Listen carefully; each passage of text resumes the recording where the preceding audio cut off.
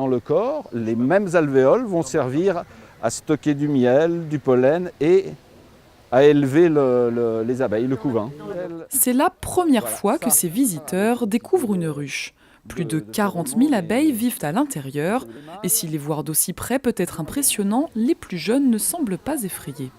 Avec sa petite barre, il a un peu gratté comme ça l'abeille, elle a un peu mangé le miel, on a vu le miel.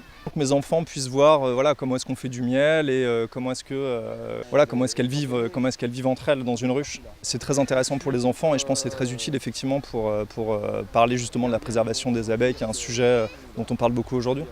Les fermes de Galie ont organisé la 2e édition de la Fête des abeilles, un week-end pour sensibiliser à la protection de ces insectes indispensables à notre alimentation.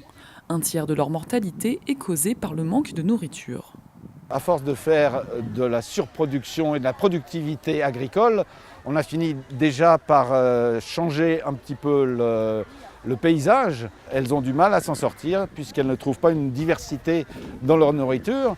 Des jolies fleurs qui sentent bon et qui en plus vont leur apporter soit du pollen, c'est-à-dire des protéines, soit du nectar qu'elles transformeront en miel.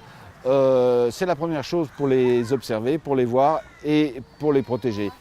Une colonie d'abeilles est capable de butiner plus de 4 milliards de fleurs par an.